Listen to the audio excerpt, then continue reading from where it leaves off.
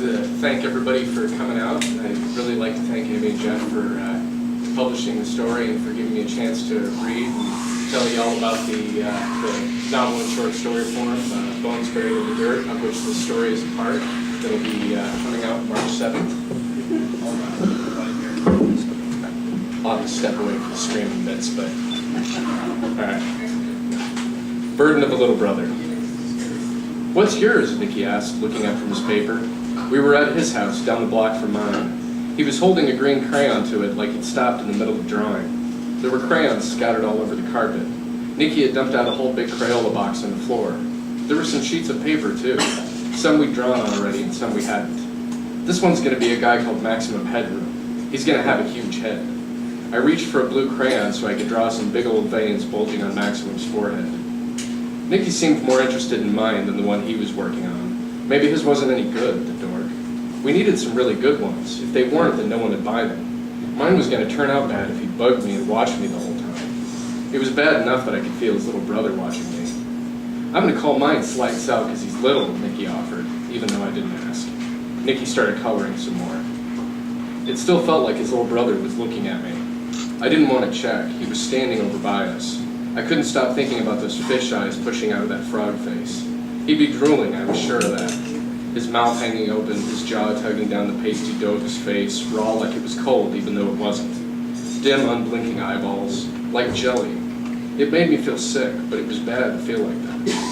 How are you going to draw that? I demanded, suddenly frustrated. Huh? If you draw him full size, no one will be able to tell he's supposed to be small, but if you draw him real small, then most of the card will be blank. It won't work. People have got to be able to tell what's wrong with him. Nicky looked down at his paper. Maybe I can make him silly, Sal, he offered. He can just look stupid. He looked over at his brother. For the longest time, I hadn't even known Nicky had a brother, and I only lived a couple houses down. One day, Nicky's parents were just walking him down the sidewalk in front of the house. That was the first I'd seen him. I thought maybe he'd been in the hospital for a long time or had to be kept inside. He had this big scar on his chest I saw once when Nicky's mom took his shirt off, and I'd heard something about operations. My parents said he had Down syndrome. They told me I wasn't supposed to say anything about it. We're going to make lots of money, aren't we? Nicky was looking up at me again. Sure, everybody wants these. Topps has got to need more ideas. They can only come up with so many. I reached for a purple crayon. I was going to add it to the veins so it looked like Maximum's head was really throbbing. Nicky's little brother lunged and snatched it. No! Nicky screamed and jumped up. His little brother staggered back. He blinked and clutched the crayon. It reminded me of a turtle wanting to pull back into its shell, scared by a barking dog. Give it back! Nicky yelled, snatching away the crayon. Ah! His little brother protested and shook his arms. Go away! Nicky shoved.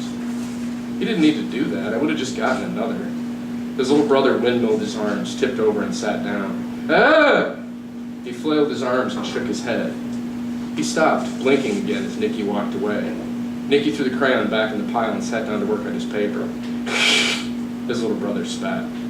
I looked over at Nicky's little brother quick as I listened to hear if Nicky's mom was going to do anything. I thought she'd yell too, telling us not to be mean. Cooking sound still came out of the kitchen. It was only through the dining room though, so she couldn't have missed the yelling. Maybe she heard, but just ignored it.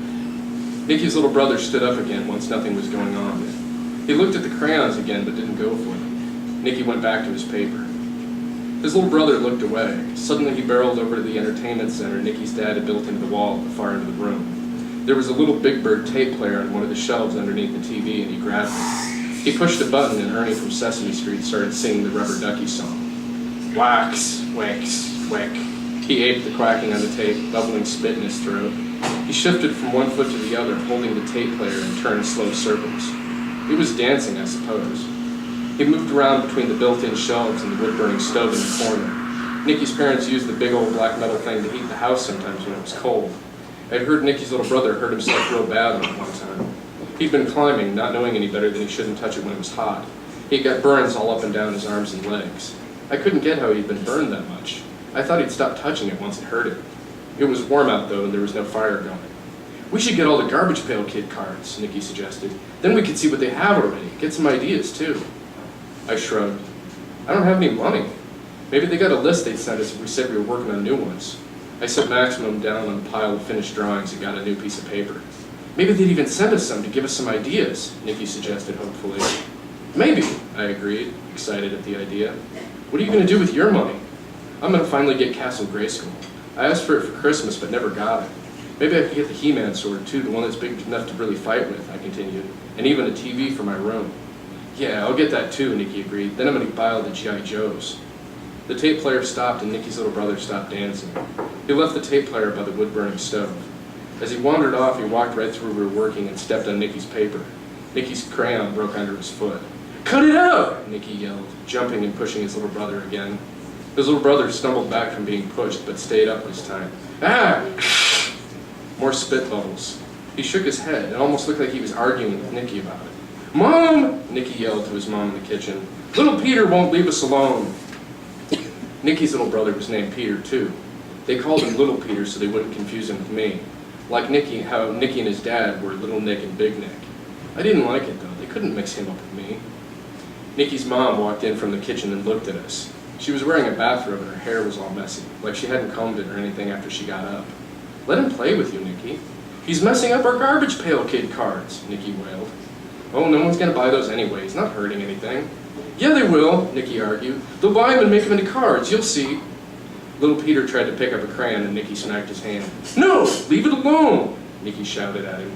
"Nicky," his mother sighed, "he just wants to play with you boys." "I don't care," Nicky snapped. "He's always messing everything up. I hate him. I wish he hadn't been born." I flinched. Nicky's mom was going to get mad. "Nicky," I piped up, "you shouldn't be mean. You never know. He could grow up rich and then he might not share." "No, he won't. He's just a dummy." Nicky kicked the empty crayon box. I looked at Nicky's mom quick. "He could. I heard him quacking just like the tape. Maybe he'll do impressions and get famous." Nicky's mom shook her head. She looked tired. "He isn't going to do that. You aren't being realistic about little Peter." I remember one time she told little Peter to set the table. He did it too. I couldn't believe it. He couldn't even talk. Nicky's mom seemed surprised I didn't think he could do chores, and I felt bad. Then there was this. "If you don't want little Peter bothering you, then go play in your room," Nicky's mom told him. "You have to accept that he's going to play too if you stay out here." Nicky grumbled, but he started upstairs. His mom went back in the kitchen. The crayon and Garbage Pail Kid cards were left in the piles. I guess we weren't doing that anymore. Even little Peter didn't seem interested in them. Nicky's room had a latch so you could keep little Peter out. It was one of those hook and eye things people put on screen doors. Nicky closed the door. "You want to play Star Wars?" He pointed to a heap of action figures all over his bed. "Do you have the Han Solo Carbonite set?" I really wanted that after I saw the commercial. It was really cool. Little Han Solo went in one side and a cast metal block gold colored came out the other. The block even had Han Solo popping out, covered in metal. I'd asked for that for Christmas too, but I hadn't gotten it either. "Yeah, but I can't find the frozen Han, so it isn't any good to play with." "Oh," I responded, disappointed both that I couldn't play with it and that it didn't do anything but switch Hans. I thought it did something to make a frozen one. "You know," I said, perking up and sifting through the action figures, "you ought to keep these good. The originals are worth a bunch of money now." "Yeah," Nicky beamed. "Everyone else will break them playing. If we don't, then when everyone else's break, we'll have the only ones. We'll be rich. You just have to take care of them." "I've got a case," Nicky replied, digging around in his closet. He started throwing toys all over his room. He pulled what looked like a huge Darth Vader head lunchbox out of the mess. "Here it is." "Yeah, keeping them in a case is smart." Nicky ran over to the bed. The case had all sorts of plastic dividers inside, making hundreds of tiny little boxes, each just big enough for a figure. Nicky started grabbing from the pile and stuffing the case. I just watched. He was the one that made the mess. Let him clean it up. "There," he said, closing it. "Now we just got to put them away till they're worth money." I didn't say anything. It'd probably take a long time. A year at least. "So what do you want to do?" Nicky asked after a couple minutes. Trying to make money off toys getting collectible wasn't as much fun as making Garbage Pail Kid cards. There just wasn't much to do. "I don't know." Nicky looked around. "Hey, maybe little Peter has toys that could be worth money someday." "He might," I agreed. "We should go check. He won't know to take care of them. We should put them up, and then we can sell them when they're rare."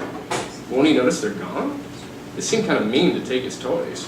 "Nah," Nicky shook his head. "He doesn't know what he has. He won't miss anything once it's gone. It's a waste to let him play with stuff and ruin it. Come on." I followed. Little Peter's room was right across the hall from Nicky's. It was creepy and smelled a little funny. The walls were this dark, thick yellow, dried mustard. The bed, next to a tiny plastic dresser, didn't have a headboard or anything. The room was pretty clean, though. There were only a few toys in the corner, stuff like a Grover doll. "There isn't much," I said. "Let's check in the closet." The closet was right next to the door. It must have shared a wall with Nicky's closet. It was bigger than Nicky's, though. We both could have stood inside if it wasn't for all the toys. There was a big shelf, too. See anything? Nicky asked, pawing through the toys and tossing them out into the room. I grabbed something. It was a play dashboard. It had a steering wheel and a horn that could honk. I don't think anybody would pay money for this stuff, I muttered. Nobody's going to collect it. Yeah, Nicky agreed. It's all baby stuff. We kept looking, though, and Nicky kept throwing all the toys in the middle of the room. It was getting pretty messy. Soon we'd empty the closet. We trashed the room, too. If Nicky was going to take his little brother's stuff, at least he could not make a mess.